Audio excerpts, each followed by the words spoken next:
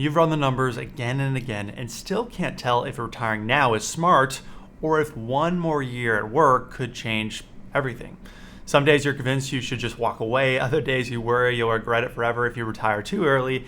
And this choice could be worth hundreds of thousands of dollars over your lifetime. Or on the other side, it could cost you some of your best, healthiest years. So today we'll go through a case study to help you understand if working one more year is worth it or if you are unnecessarily working longer. So let's meet Mark and Jane, not real names of course. They're in their late 50s, about $3.5 million saved, $100,000 in cash as a cash safety net, and their monthly lifestyle runs them about $12,000 a month after taxes. Now, Mark and Jane's breakdown is about $800,000 in a taxable brokerage account, and then the rest are in those pre-tax accounts, about $2.7 million.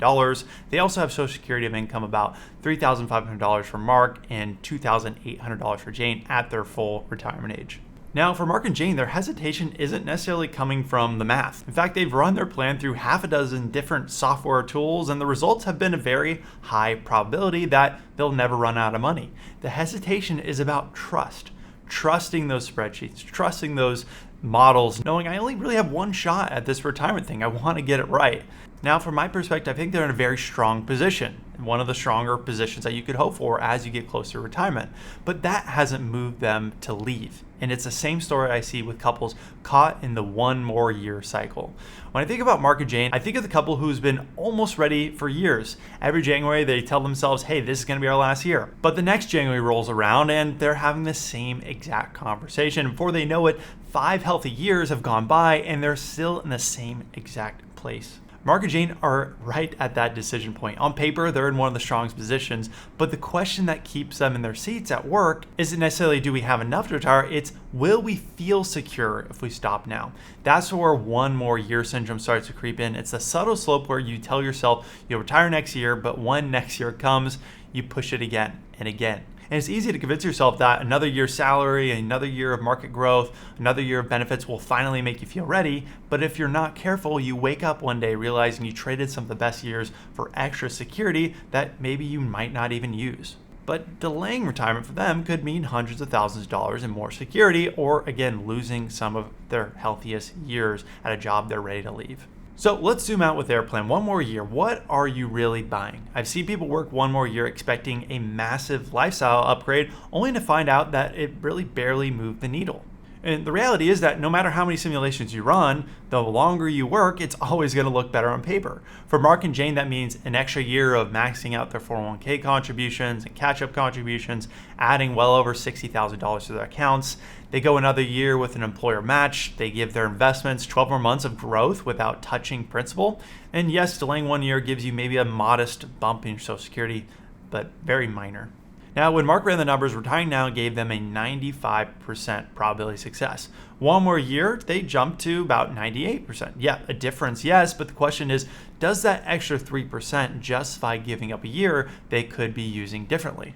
It's a stronger plan on paper, but is it worth the trade-off? Of course, though, the calendar cuts both ways. What's the hidden price tag of staying in the office too long? I've heard countless stories of people saying, I'll just work one more year, only to realize that 2 years later they were working and a sudden health issue meant they never really got to have that active retirement that they'd envisioned. Now, one extra year is one less year of peak health and energy. And yes, research links retiring a year later to an 11% lower mortality rate. But those healthiest years are finite, and are you giving them back to your employer versus maybe using them on travel, adventures, or time that you may not get back? Mark and Jane have seen this firsthand, friends who planned to travel in retirement but lost a spouse before any of those trips really could happen. Now, chasing a 98% or 99% success probability sounds good, but does it actually reflect real retirement life? What if there's a more practical way to compare retire now versus one more year? I was talking with a potential client the other week who had run scenarios over the past year, basically having a perfect Monte Carlo score of 99%. But despite having that score, the first time markets dipped in April, they panicked and went to cash, even though their plan showed them high probability of success. The number gave them confidence, but not enough confidence to stay the course.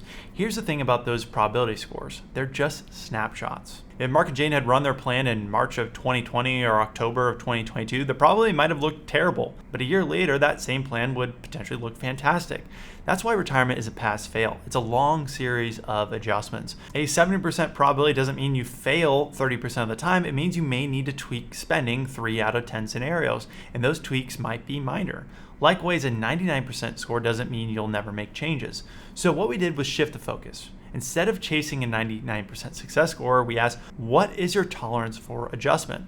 If your spending flexes by $1,000 a month, does that break your plan or make it stronger? By giving clear guardrails for what that looks like for Mark and Jane, this gave them the confidence to say, hey, we can handle this. We can handle a temporary cut. And that's a real trade-off. And it's clear when you can see this next chart. It shows exactly when extra security stops being worth the years you give up. But maybe you're saying, okay, I know I'm almost there. I know these are going to be my healthiest years, but security and freedom don't always move in the same direction. So where do the lines cross? Where do the lines cross for me? I talk with people all the time that stack up more and more security without realizing they've already crossed the point where that extra money doesn't actually improve their life.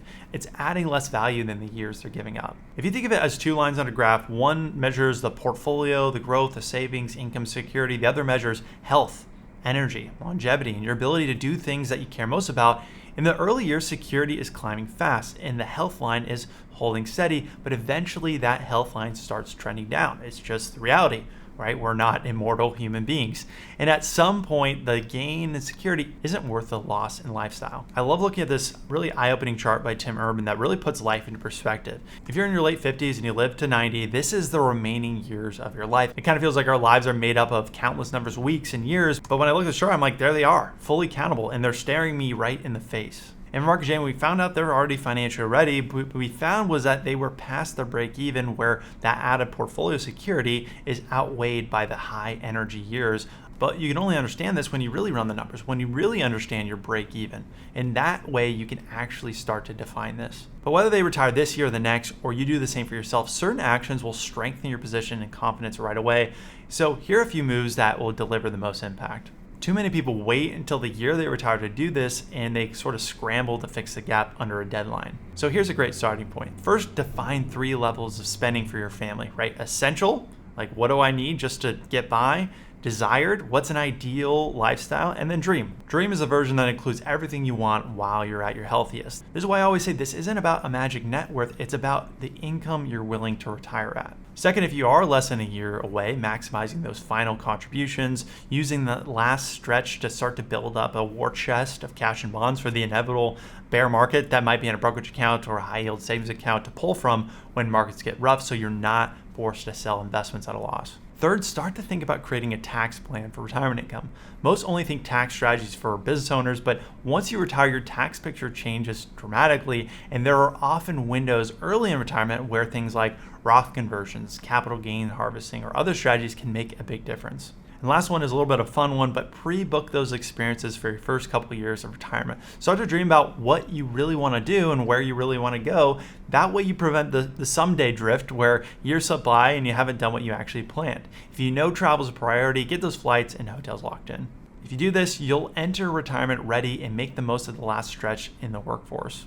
So now that you weigh the trade-offs of retiring now versus working 1 year, you're probably wondering what that $12,000 a month lifestyle that you imagined would really look like. So watch this next video where I break down in more detail how to turn that number into a clear, flexible income plan without wondering if you are overspending. Once again, this is Matt Calcagno, certified financial planner and advisor at 1 Degree Advisors. If you'd like to talk to me or someone on my team about your plan to retire early, click the link in the description and we would love to chat with you.